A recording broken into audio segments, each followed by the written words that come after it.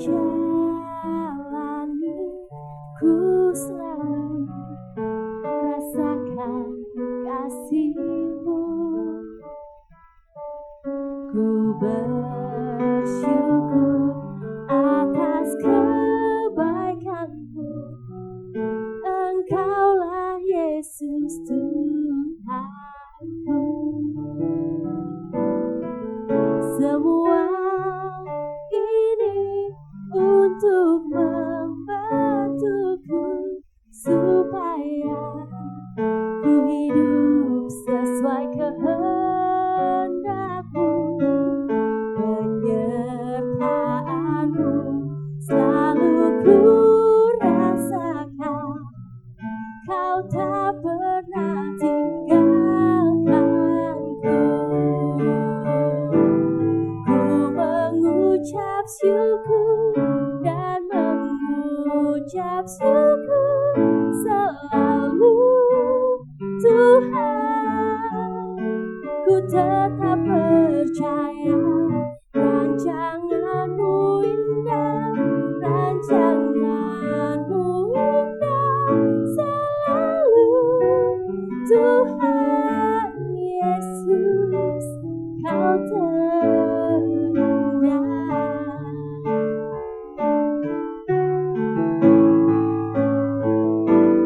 Ku mengucap syukur dan mengucap syukur selalu, Tuhan.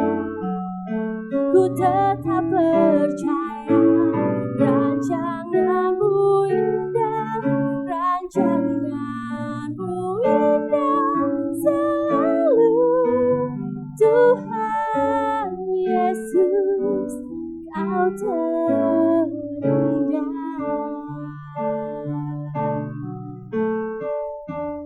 Kau terindah.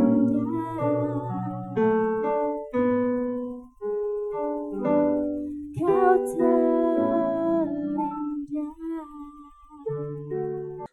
Shalom, balik lagi ke Voice of Hope, Suara Pengharapan. Hari ini kita sama-sama mau belajar satu tema, loyalitas di masa krisis, diambil dari 2 Samuel 15 ayat 19-22.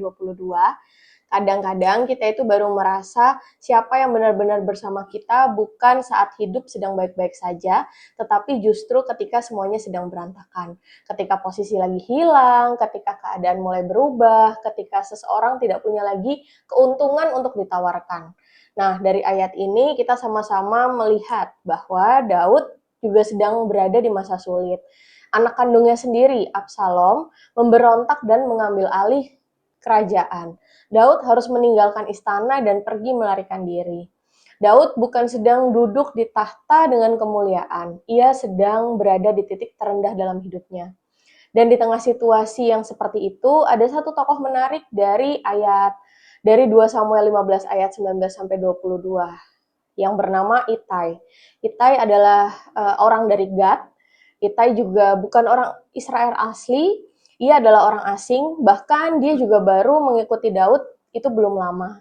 Secara logika, ketika Daud sedang berada di posisi rendah-rendahnya, sebagai Itai, kita bisa meninggalkan Daud langsung detik itu juga. Tapi dia tidak melakukan itu. Jawaban Itai itu sungguh luar biasa pada 2 Samuel 15 ayat 22 kalau kita sama-sama baca. Ia berkata, "Di mana tuanku raja ada, baik hidup atau mati, di situ hambamu juga ada." Kalimat ini mungkin terasa sederhana, tapi maknanya sangat dalam. Karena loyalitas sejati selalu diuji pada saat keadaan sedang tidak nyaman atau tidak baik-baik saja. Banyak orang bisa tinggal bersama dengan kita pada saat semuanya itu sedang berhasil dan sukses.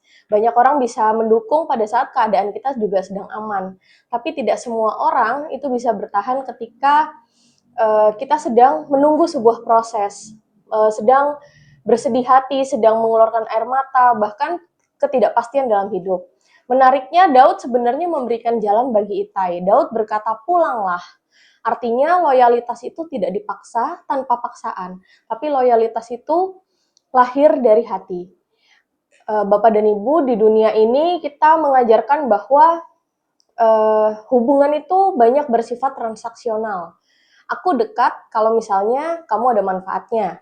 Aku bertahan kalau situasinya itu menguntungkan. Atau aku mendukung selamanya ketika semuanya berjalan dengan baik. Tetapi Tuhan menunjukkan suatu hal yang berbeda. Kesetiaan bukan soal situasi, melainkan soal hati. Bahkan dalam hubungan kita dengan Tuhan pun kita sering diuji lewat masa krisis kita.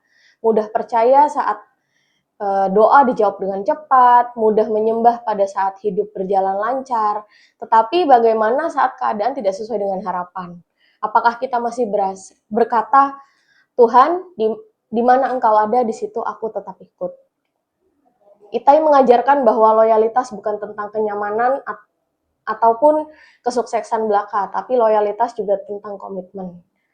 Dan orang yang setia di masa sulit seringkali orang-orang yang dipakai Tuhan secara luar biasa.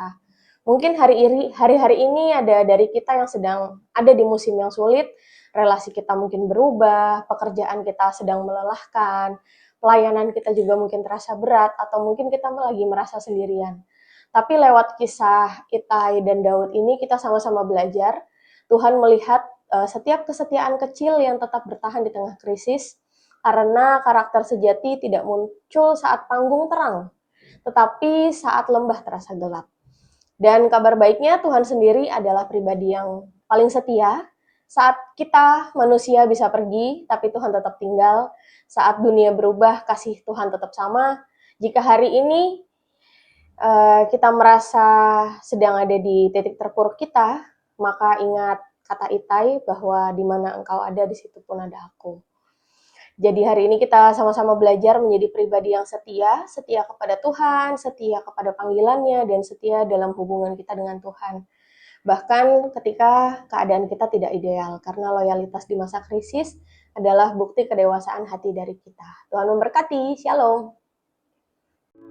Rancanganmu indah, rancanganmu indah selalu Tuhan.